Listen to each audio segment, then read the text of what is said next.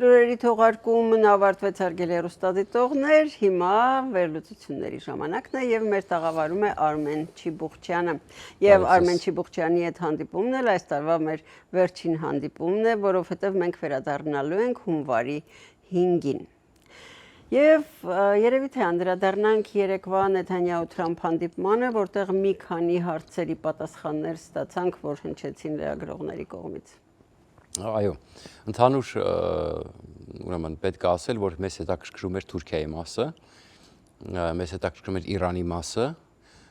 Գազայի մասով պարզավոր այնտեղ դեռ շատ ջուր է տանելու խմորը, այդ որոշված չի։ Հիմա երկրորդ փուլով պետք է ստեղծի խաղաղարար զորքեր եւ պետք է Համասը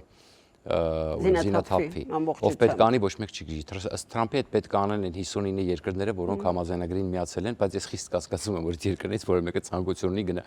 Ճիշտ Թրամփի համոզմունք գալու են սրբեն հեսա Համասը, եթե չկատարի պարտավորությունները։ Էական դա չի, դեպ Նեթանյահուն որքան ես հասկացա, մինչև հունվարի 4-ը մնալու է, եւ հունվարի 4-ին գալուց առաջ շատ հնարավոր է նորից հանդիպում կազմակերպեն, այսինքն այս բանակցությունների արդյունքում ամփոփեն։ Թուրքիայի մասը, լավ, սկսենք Իրանի մասով, որ ավելի պարզ է, ուրեմն Իրանի մասով հետեւյալն է հետաքրքրական, որ զգուշացում եղավ, որ նորից կարող են հարվածել Իրանին, բալիստիկ ծրագրերի դեպքում ասեց կհարվածենք անպայման, իսկ եթե միջուկային վերագործարկվի, շատ արագ, այսպես ձևակերպեց։ Բայց անմիջապես պատասխան հնչեց Իրանից, մենք դիվանագիտական լուծման ենք։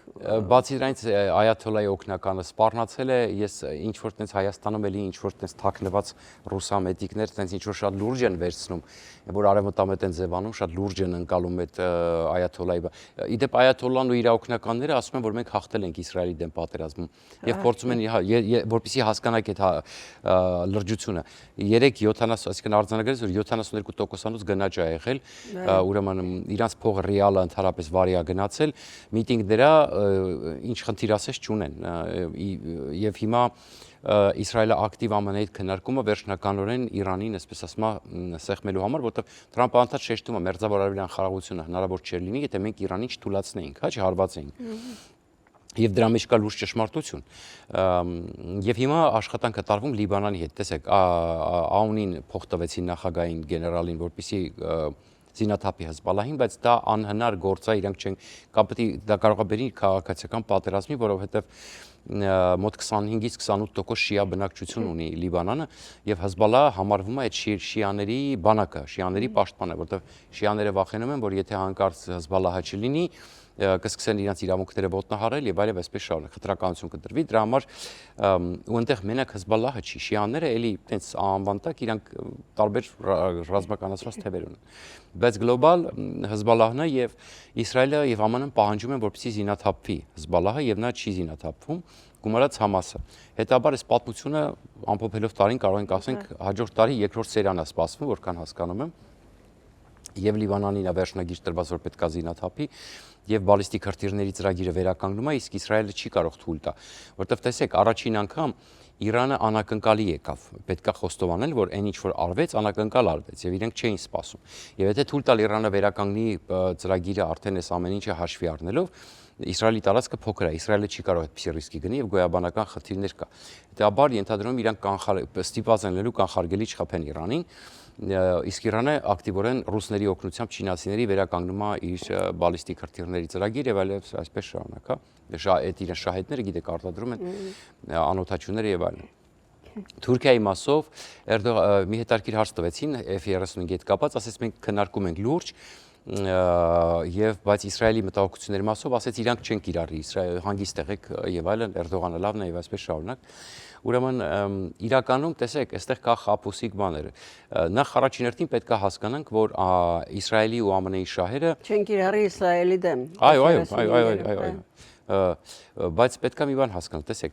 Իսրայելի եւ ԱՄՆ-ի շահերը այնպես չի որ 100% բռնում են եւ այնպես չի որ 100% ամեն ինչու իրար համաձայն են։ Վերջերս Իսրայելում դժգոհություն է կա, չնայած մեծ հաշվով իրանք հասկանում են որ Տրամպը երբ որ Նեթանյահուն ասում է, որ մենք Թրամփից ավելի մեծ բարեկամ չենք ունեցել Սպիտակ տանը, դրա մեջ ճշմարտություն կա։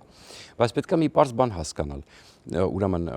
շատերը հիմա փորձում են մեկնաբանել, ընդ որում միտումնավոր որքան հասկանում են, որ դե տեսեք, Թրամփը Թուրքիայի հետ լավ է, Թրամփը Թուրքիային մեծ դերակատարում է տալիս էս տակից, էլի, արևմտամետ ձևանալով, դες փորձում են ճմկտել, թե բա տեսեք Թուրքիան բանը մեծանում է եւ այլս շարունակ, հա։ Ինչ որ ակտիվ Թուրքիայի գովազդն են տանում, էլի Հայաստանում ցավոք սրտի, այս քողարկված հավաքում են մասսա, որոնք այսպես Եվրամիություն են ուզում գնալ, ասենք, որոնք համախոհ են եւ այլն, ուրեմն չգիտեմ, եւ մեկ էլ տակից սկսում են անցկացնել, որ դե Կիպրոս, Հունաստան դաշինքը այդքան էլ էական չի, Իսրայելի հետ եւ այլն այսպես շարունակ։ Բայց ես ամիսներ շարունակ ծախսում նրա, որ բացատրեմ, նախ տնտեսական քաղաքականությունը, որ վարվում է, ինչքան էլ Թրամփը Թուրքիային պարզա շահեր ունեն, չի կարող հիմա Թուրքիային վիրավորել կամ ամեն ինչ արվեց, որ չվիրավորի։ Եվ 35 էլ կարող է տա մաքսիմում երկարաժամկետ կտրվածքով կամած, բայց չէ որ եւ 35-ի սպասարկումը պետք է հենց ամերիկացիները անեն եւ ըստ ամերիկյան քաղաքականության գուցե եւ դա ինչ որ չափով Թուրքիային ավելի ենթարկելի դարձնի իրենց, հա, մոտավորապես այս տրամաբանության մեջ։ Երկրորդը այդ F-35-երը, որ տալիս են Իսրայելին եւ Թուրքիային, դա նույն F-35-երը չեն, տարբեր կոմպլեկտացիաներ են լինելու, դա այլ ասեմ, իմացեք, դա ընդունված պրակտիկա է, հա։ Եվ բացի դրանից հիմա ԱՄՆ-ն փորձում է բացել հայ-թուրքական սահմանը, որը նույնպես կարող է այդ գործարքի մեջ լինել։ Իսկ տարբեր բաներ, ես հիպոթետիկ օրինակներ եմ բերում, որ հասկանանք, բայց գլոբալ ինչ է, գլոբալ զուգահեռ։ Երբ որ Իսրայել, Հունաստան, Կիպրոս դաշինք է կնքվում, դա արվում է ԱՄՆ հովանավորությամբ, որովհետև Միացյալ Նահանգները այսօր ակտիվ Հունաստանի ուրեմն անվտանգության երաշխիքը դարձել է Միացյալ Նահանգները։ Հունաստանն այն երկիրն է, որը Իսրայելից հետո երկրորդը ստացավ ուրեմն F-35-եր, ուրեմն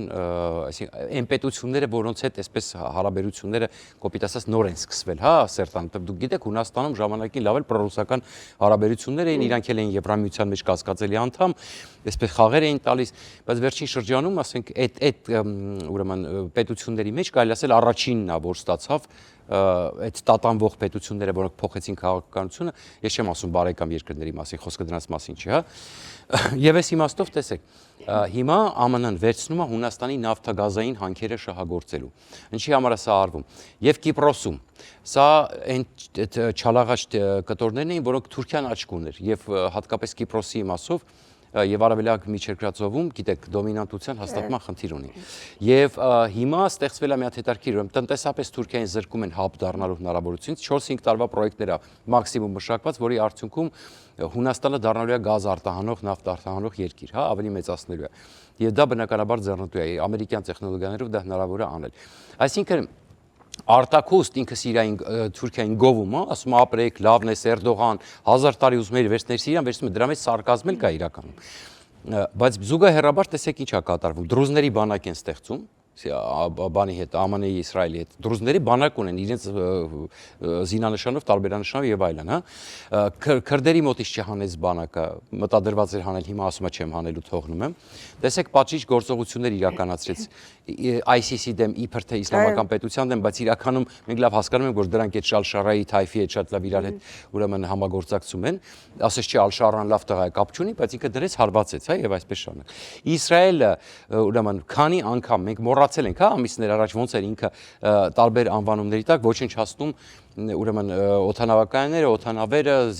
զինապահեսները, որպեսզի Ալ-Շարայի զրկի հնարավորությունը։ Այսինքն Թուրքիայի դեմ ակտիվ պայքար է գնում, բայց ուրեմն մարդիկ կան ասում են համ Թրամփը ասում է պետք չի ամենին Թրամփի հավատալ, համ հենց Թուրքիայի մասով է ասում են տեսեք Թրամփը ասել է որ Թուրքիայի հետ, բայց չէ որ իրավիճակը մենք որ նայում ենք տնտեսական քաղաքականությունը, մենք որ տեսնում ենք Թուրքիան տնտեսական ճգնաժամի մեջ է, դուք գիտեք աշխարհի ամենավատ երկրներից է տոկոսադրույքների մասով, խայտարակ տոկոսադրույք է այնտեղ։ Եվ այդ պարագայում երկիրը չի կարողանում զարգանալ, որտեղ ինվեստիցիաների խնդիր կա, նոր բիզնեսներ դնելու, դե բիզնես դնելու համար պետք է տոկոսով փող վերցնես, չէ՞, շատերը այսինքն սա պրոբլեմ է առաջացնում։ Եվ մենք տեսնում ենք որ հələ անգամ իրենց կենտրոնական բանկի վրա պատժամիջոցներ կա, եթե չեմ սխալվում, դա էլ չի համված եւ այսպես շարունակ։ Հիմա պիտի գնանք գովազդային դաթարի կվերադառնանք շուտով։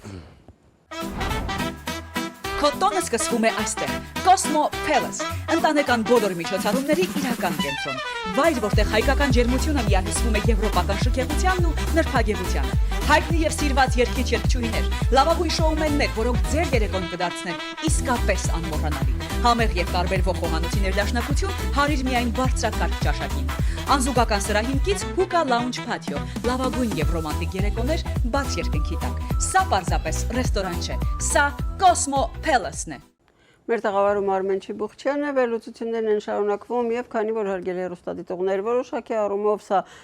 համարենք ամփոփիչ վերլուծություններ, անդրադառնանք նաեւ տարվա երևի ամենակարևոր միջազգային խնդրին ռուս-ուկրաինական պատերազմին վերջին օրերին կարևոր իրադարձությունները այս առումով էլ եղան։ Ռուսները խոստացան, որ հակադարձ հարված են հասցնելու Ուկրաինայի նախագահական նստավայրին, բայց բարեբախտաբար դեռևս չկա որևէ բան։ Ընդ որում ռուսները տարօրինակ ձևով ասում են, որ ապացույց չունեն եւ չեն կարող ներկայացնել, որ ուկրաինացիները փորձել են հարվածել։ Ուրեմն տեսեք, նախ պատերազմի ուսումնասիրության ամերիկյան ինստիտուտը, որի ուրեմն գլխավոր դեմքերից մեկը գեներալ Քեյնը, ուրեմն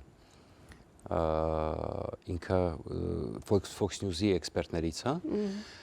հաստատեցին, որ չկա այդպիսի տեղեկություն, չկա այդպիսի ապացույց, որ ուկրաինացիները հարվածել են։ Երկրորդը այնտեղ ակնհայտորեն սուտ է, որովհետև իրենք խոսում են 91 անօթաչուների մասին, ուկրաինացիք ասում են մենք արձակել ենք 41 անօթաչու, կոպիտ ասած, այն էլ Բրյանսկի շրջանի մոտ, ընդ որում կա այդ դրա ապացույցները, հա 41 անօթաչու Բրյանսկը ուր, Բրյանսկը սահմանն է, ուր Վալդայը, հա կոպիտ ասած, հա որը եթե չեմ սխալվում հարավում է ավելի Սոչիի մոտ է, եթե չեմ սխալվում։ Մոսկվայից 360 կիլոմետր։ Եթե չեմ սխալվում, հա, այդ կողմերն է։ Հիմա տեսեք, ուրեմն, այսինքն Բրյանսկը սահմանը, այսինքն ոնց Բրյանսկով մտել այդ ոնց իմացաք, որ գնացել է Վալդայ, հա, կոպիտ ասած։ Երկրորդը 91-ն է խփել ենք, այնց են խփել, որ անգամ բան չկա։ Բեկոր չկա։ Ակնհայտորեն սուտ է, երկրորդը ինչն է ուսումնասիրվել, որտեղ սովորաբար ուսումնասիրում են սոցիալական ցանցերը այդ տարածքի բնակչության։ Երբ որ լինում է հարված, բազմաթիվ արձագանքներ են լինում, որ այսօր անօթաչուներ են։ Ոչ մի շշուկ չկա անգամ այդ թեմայով այդ կողմի բնակչությունից սոցիալական ցանցերը ոչ մեկ չի խոսացել անօթաչուների մասին։ Այսինքն ակնհայտորեն սուտ է։ Թրամփը ուրեմն ոնց որ մի ժամանակի շուտ եզրակացություն արեց, ասեց դե Պուտինի ես ասում դե այնպես չի որ բանան, դե ասում են հավատում ես, ասում դե այնպես չի որ տենց հավատում եմ, բայց Պուտինը ինձ անձամբ է ասել, կոպիտ ասած, դե որ Պուտինը անձամբ է ասել, բան ես ջղայնացա, չգիտեմ, եւ այսպես շարունակ, հա։ Դրան ի պատասխան անգամ հանրապետականներն են բարկացել, օրինակ հանրապետական Բեյքենը ասեց, որ չի կարելի ստախոս Պուտինի ասածի վրա առանց ապացույցների այդպիսի հայտարարություններ անել, զգուշացրեց ադմինիստրացիային, որ սա արդեն ուրեմն խնդրեմ է այսպիսի պահվածքը։ Եվ պետք է հասկանալ, որ Տրամփը շատ լավ էլ գիտի, որ սուտ են խոսում, որտեղ արդեն բոլորն են ասում, որ սուտ է խոսում, ոչ մի ապացույց չեն կարողանում ներկայացնել, արդեն մի օր է անցել։ Ընդ որում ուր 41-ը, ուր 91-ը, եթե 41-ին թողեմ ոնց է 91-ը խփել, այդ էլ ընդհանրապես անիմաստ խոսակցությունները։ Հարցը հետևյալն է, որ ես սկզբանե ձեզ ասում եմ, որ 28 կետն էլ, անգամ այն 28 կետը, որը Պուտինն էր, ամերիկացիք են Պուտինի հետ կազմել, ասենք այդ Կիրիլ Դմիտրիևն, անգամ դա Պուտինը պատրաստ չէր ստորագրելու։ Հասկանում եք, սա ժամանակ ձգելու process է։ Հիմա ինչ որ հարված է պատրաստում, ես պես շանակ չգիտեմ, ինչ որ չգիտեմ, կարող է Արեշնիկ, Բուրիվեստնիկ չեմ ինչ որ հիմար անուններով այդ իրանց ուրեմն կիսա հարտիրները այդպես ուղարկեն, փորձեն ասենք էլի անիմաստ ինչ որ ծախս անեն, թանկանոց բանա, ասենք մի խոսքով այդ աբսուրդ է իհարկե, բայց ասածս ինչն է, որ իրականությունն է, որ Պուտինը փախնում է նորից բանակցությունից։ Գնդակը փոխանցեցին Պուտինի դաշտ, ինքը պետք է մի ձև տակից դուրս գար եւ այսպեսի բան։ Հետաքրքրական է, թե ինչի հիման վրա Դոնալդ Տուսկը լավատեսական բան հայտնեց, որ առաջիկա շաբաթներին անգամ ինքը սպասում է, որ խաղաղության հոտ է գալիս եւ այլն։ Ոչ մեկ այդ մերցնել նմանատիպ այդ։ Այո, բայց այդ հիմա հավաքվելու են այդ կամավորների կոալիցիան Փարիզում, իսկ խորհրդականները Կիևում, մենք պետք է հասկանանք, որ Թրամփի վարկանիշը ԱՄՆ-ում բավականին ցածր է, Ուկրաինայի հարցով ուրեմն մեծամասնությունը կարծում է, որ Թրամփը տապալել է, ընդ որում այդ մեծամասնության բացարձակ մեծամասնությունն էլ կարծում է, որ խնդրեմը տապալմանն է, որ Թրամփը չափազանց բարեհաճ է Պուտինի նկատմամբ, չգիտեմ տվել եք թե չէ այդ բաները, ուրեմն այդ հարցումները, եւ ընդ որում ընդամենը 3%-ն է կարծում, որ Տրամփը չափազանց բարեհաճ է Ուկրաինայի նկատմամբ, հա, պատկերացեք տարբերությունը։ Զելենսկու ի տարբերություն Տրամփի ռեյտինգը -12-ա, 14-ա, տարբեր տվյալներով, 12-ից 14-ա մինուս, Զելենսկու ռեյտինգը ԱՄՆ-ում +12-ա, Պուտինի ռեյտինգը -73-ա, որպեսզի պատկերացնենք։ Այսինքն, այս քաղաքականությունը, որ Տրամփը վարում, անդադ Պուտինին իբր թե փորձելով Չինաստանից պոկել, իբր թե փորձելով իր կողմ քաշել, իբր թե փորձելով բիզնեսով ինչ-որ բան դասավորել, սա չի կարող երկար տևել, որովհետև սրանով ինքը կորցնում է հեղինակությունը, որտեղ բոլորը աստիճանաբար մեծանում են մարդկանց թիվը, շատ բավականին մեծ է, որ ասում են դու շատ ես ինչ-որ Պուտինի հետ խաղեր տալի, ինչ-որ շատ ես, որ չէ որ ինքն էր ասում այդ Russia հոգս ասում ինձ մեղադրում եք այդ ամեն ինչի մեջ է, անդադ այդ իր սիրած խոսքներ, հա, բայց հիմա ասենց իր պահվածքով ինքը կարող է ապացուցի, որ դրա մեջ կա ճշմարտություն, հա, եւ ինքը հասկանում է դա փայլուն, եւ ես սպասում եմ, որ գոնե մի որոշ ժամանակ հետո, երբ որ Պուտինը շարունակի այս քաղաքականությունը, ընդ որում մի բան էլ հələ այս իրավիճակում ասում լավ համահոգները չտվեցի, հա, ես տեսեք իր ջվարկանիշը ինքը ընտրություններից առաջ հասկանում է, որ ընտրվելու համար գոնե պետք է, որովհետև տնտեսության վիճակը հասկանում եք, Չինաստանի հետ հարաբերությունները վատատեսակ, Թայվանի շուրջ նորից մեծածավալ զորավարություններ են սկսել, ասում են, դե 25 տարի անում են այդ, բայց Չինաստանը պարզ ասում են չի անում, ասում են, թե Ամերիկա զենք է տալի, մենք պատասխանենք եւ պատժամիջոցներով ինչ որ պատասխանեցին ամերիկյան ռազմական ընկերությունների հետ կապված եւ այսպես շարունակ։ Իրավիճակը գնալով լարվում է, ինքը ցույց է տալի, որ ամեն ինչ լավ է, բայց այդպես չի, ոչ մի տեղ էլ լավ չի, անգամ տեսեք, տեսանք բոլոր տեղերում, հա, ինչ խնդիրներ ծագեցին, բայց ես վստահեցնում եմ, պարբերաբար դա ներկայացնում եմ բոլոր տեղերից աշխարհի, բայց անգամ թրիփի հետ կապված խնդիրներ են ծագում, մեկ իրանցիների կողմից, մեկ ռուսների կողմից, եւ հələ դեռ 26 թվականը, ուրեմն այլ ավելի հետաքրքիր զարգացումներ են լինելու, այս իմաստով,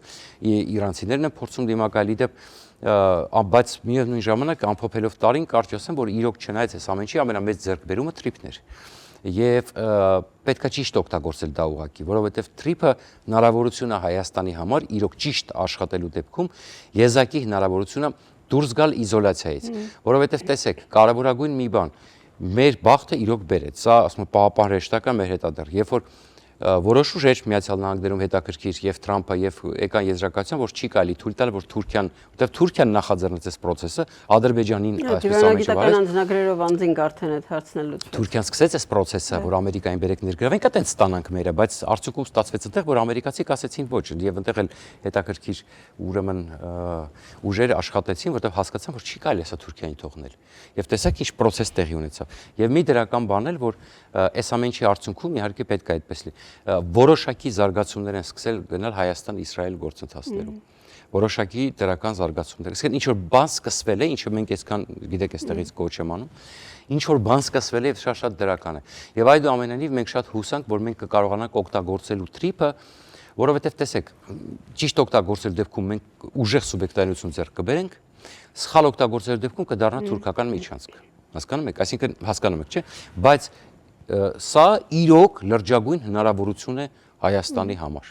լրջագույն։ Շնորհակալություն։ Ես եմ շնորհակալ։ Մենք վերադառնալու ենք արդեն ասացի հունվարի 5-ին հարգելի հեռուստադիտողներ, մինչ այդ երևի իրադարձություններ կծավալվեն չնայած հանգստյան ու տոնական օրերին, բայց մինչև գնալը պիտի շնորհավորենք ձեզ ամանորի եւ նոր տարվա արդիվ մաղթելով ձեզ լավագույն տարի 2026։ Ամենակարևորը առողջություն մաղթենք։ Այո, առողջություն, հաջողություններ եւ բարեկեցության տարի։ Երազանքների ու ցանկությունների իրականացում։ Ցտեսություն։ Հաջողություն։